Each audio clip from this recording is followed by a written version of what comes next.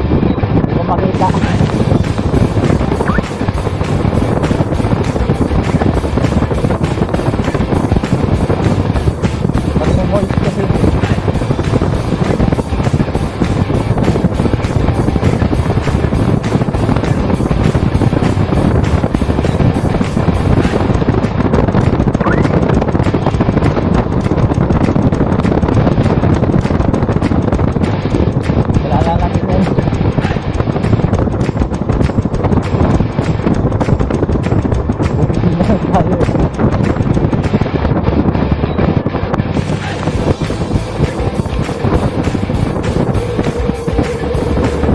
Dito tayo sa barangay namin. Barangay Araan.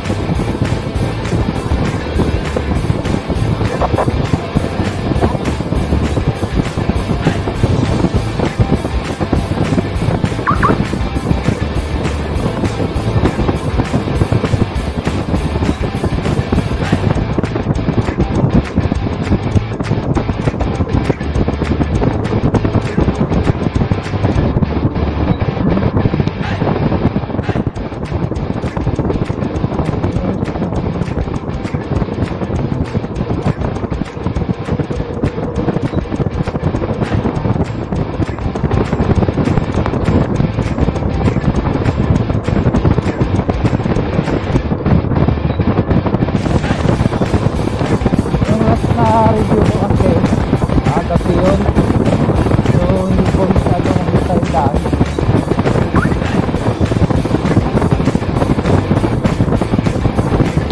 Kaya medyo mahina yung ano natin, yung video natin. So ngayon, dito naman umaga, mga 5:30 na ngayon. Gabi talaga guys. Lang walang ulan ngayon. So naka-ano tayo ng malatag dito. Kasi pag may ulan, yung sa ilalim na makikita nyo, hindi nyo makikita yung wala kasi nagpapag yan. Malakas kasi pag.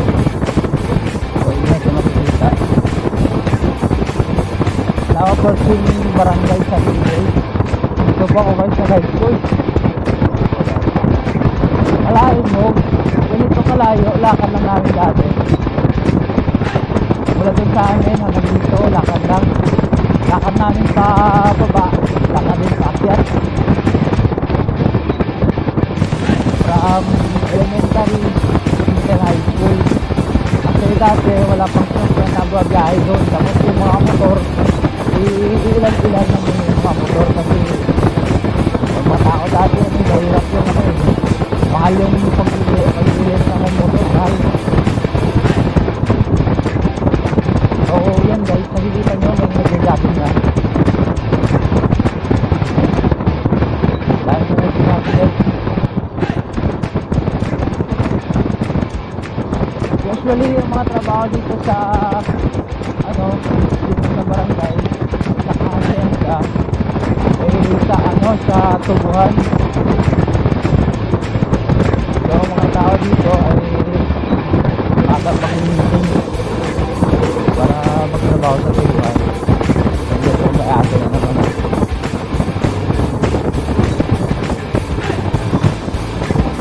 Dito na tayo sa ng trabaho ng bike.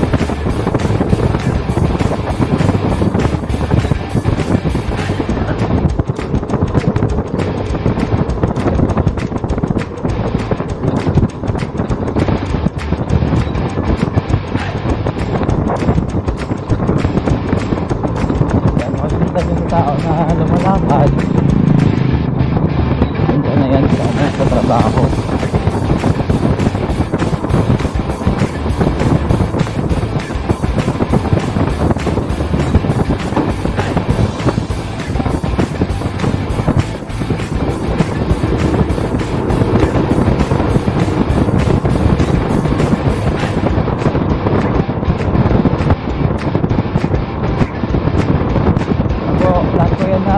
Ano kasi dito, tubuhan na tubo, dami tubo.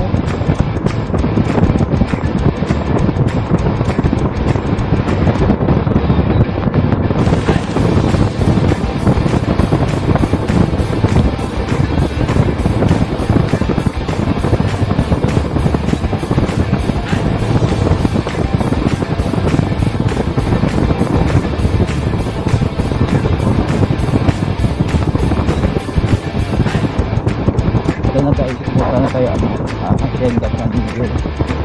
Hacienda.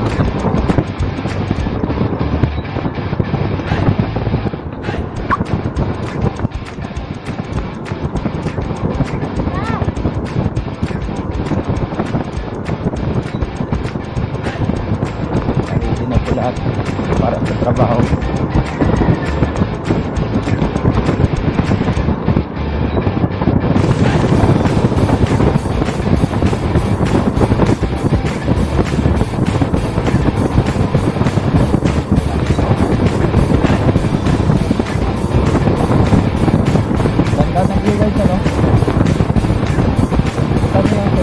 Ganda no?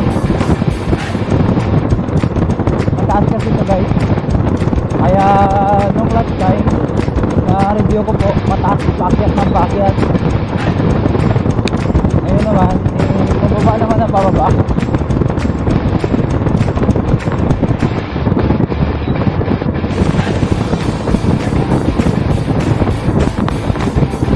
Kaya dapat guys yung siguraduhin mo dito yung preno ng motor mo o sasakyan mo, dapat inaayos mo muna bago ka bumaba. Kasi delikado kasi ito guys. Example, kung ano ka sasakyan ka, example yung jeep, para example jeep ka, gagaya ka dito, dami mong karga, dami mong passenger sa likod, or for example ano ka rin na kotse, kaya pick up, usually na ano na ginagamit sila dito na pang diesel sa kanilang engine. Ginagamit nila nag-second gear sila, o kung mas mabigat ginagamit nila ay naka first gear. Kung sa mga motor naman, pwede ka rin mag first gear, o pwede ka rin mag third gear. Depende sa karga mo. As long na makaya ng brake mo, eh pwede yan. Saka minsan nga yung iba nga hindi na engine, free wheel na lang. Pero di pwede yan, kaya bawal mag free wheel kasi wala ka choice, wala ka option pag naka free wheel ka. Mas maganda naka third gear kaya naka second gear. Katulad sa akin na yun, ginagamit ko po naka fourth gear ako, so okay lang din kasi ako lang mag-isa, saka mabigat naman po motor ko, so hindi ako masyadong mabilis pag matakbo kasi ako madapa. Malayos ba? Baba na tayo ng pamba.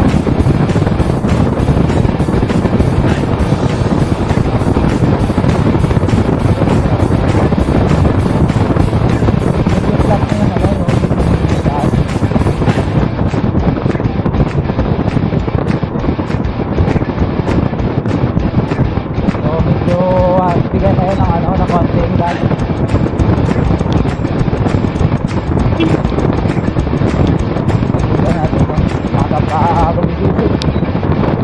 Motor lang.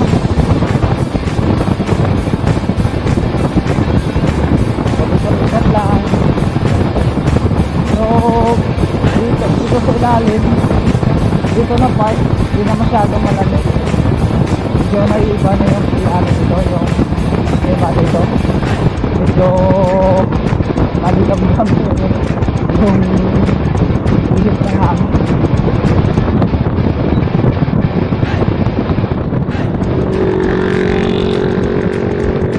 Hindi ako na gumadali to, o nakalang. Gusto mo abulin kita? Alam niyo siguro abul ako sa kanya. Inirit ako. Iritin mo ba? Bahala ka sa buhay mo.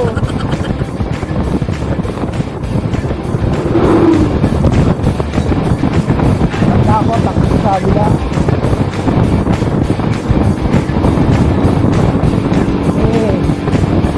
Respeto, local lang yan.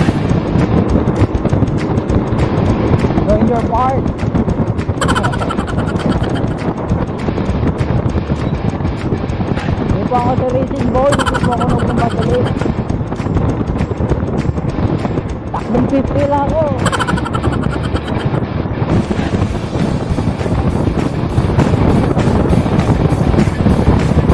Yan, tingnan lang yan.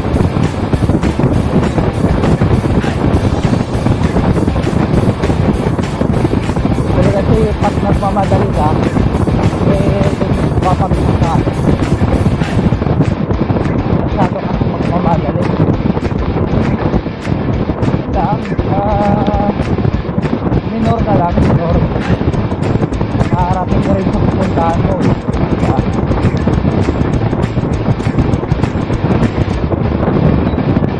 Ay, napalaki ako kinukurat ng mesis eh. Pag kita nyo tong speedometer ko, umaakyat na. Oh, wag mo na akyat ha. Bababa lang. Slow mo lang, slow mo. Guys, malapit ako ngayon sa iwanan ko ng motorsiklo ko to guys. Sakay naman ako sa guys, Lambert bus. Ayun ako ng bus papunta dun sa Bacolod City. So, see you later guys.